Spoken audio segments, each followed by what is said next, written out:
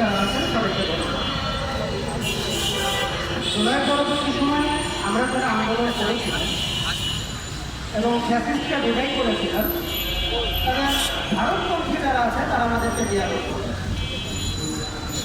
আজকে এই প্রোগ্রামকে উপলক্ষ করে সারা রাত বেশ কিছু আত্মীয়তার গালি মুখস্থ করেছিলাম, কিন্তু এখানে এসে ভাবলাম গালিগুলো কাকে দিব।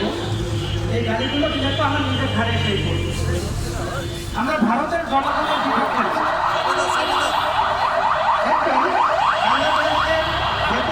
যতগুলো মানুষ বসবাস করে এর ভিতর আওয়ামী লীগের চেতনা ছিল এবং এই আওয়ামী লীগের সকল ভাগ মানুষ যে ভারতের দালালি করে এটা বলতে গেলে আমাদের সব থেকে বড় ব্যাপার হলো 80% আওয়ামী লীগ এরা জানেই না যে এরা ভারতের দালালি করে, নিজের আদালতের দালালিগুলো করে।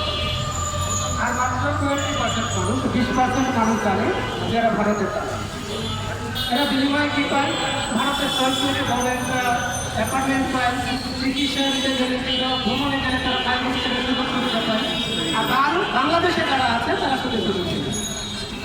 আপনি ভারতে দেখবেন আমরা ভারতকে যত বড় গালি দিই, আমরা যতভাবে তাদেরকে ছোট করতে চাই, সেখানে হিন্দু মুসলিম খ্রিস্টান সবাই মিলে উঠে।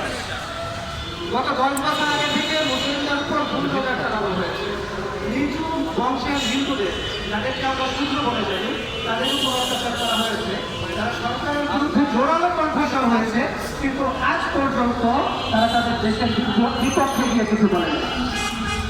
ভারতের মানুষকে একটু যতভাবে খারাপ বলেন, তারা নিজেদের দেশের বিরুদ্ধে নিয়ে কোনোভাবে দালালি করবে না। বাংলাদেশে আপনি প্রতিটা ঘরে এখন পরিস্থিতি এমন হয়েছে যে একদম সর্বোচ্চ জায়গা থেকে সর্বনিম্ন জায়গায় ভারতের দালালকে খুঁজে পড়ে। এই জন্য দালি দিতে আর ইচ্ছে করে না। আমাদের এখন সবচেয়ে বেশি যে গুরুত্বপূর্ণ জায়গাটা হচ্ছে সেটা আমাদেরকে আবার একত্রিত করতে হবে সার্বভৌমত্বের প্রশ্নে। আপনারা আজকে দেখেছেন আমাদের বাংলাদেশের বেশ বড় একটা জায়গা থেকে আমাদের ডক্টর জাহিদুর রহমান উনি সম্ভবত আমাদের প্রধানমন্ত্রী উপদেষ্টা, উনি বলে ফেলেছেন যে ভারত সম্ভবত পিছিয়ে করে প্রশিক্ষা করছেন। মানে এই আওয়াজটা মনে হলো যে ওই আমরা একটু শুনেছিলাম না যে আমরা আসলে ইচ্ছে করে ইন্টারনেট বন্ধ করতে চাই না, ইন্টারনেট বন্ধ হয়ে যায়। আজকের কথাটা শুনে মনে হলো যে ভারত সম্ভবত কুশিক্ষা করতে চায় না, কুশিক্ষা হয়ে যায়।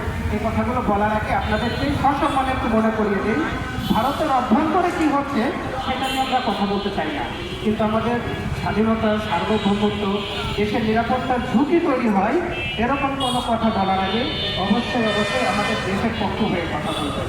এমন কোনো সুরে কথা বলবেন না যে সুরটা ভারতীয় আধিপত্যের সাথে মিলে যায়, যে সুরটা বাংলাদেশের সার্বভৌমত্বের বিপক্ষে চলে যায়। আমার এখানে আরও অনেক বক্তা আছেন যারা আরও ভালোভাবে এগুলো উপস্থাপন করতে পারবেন। আগামী দিনগুলো থেকে আমরা সীমান্তবর্তী এলাকাতে সর্বোচ্চ জনবল নিয়ে চেষ্টা করব মার্চ করার জন্য, এবং আমরা একত্রিত হয়ে সবাই চেষ্টা করব যেন এই পুশিং এবং মিডনাইট পুশটা আমরা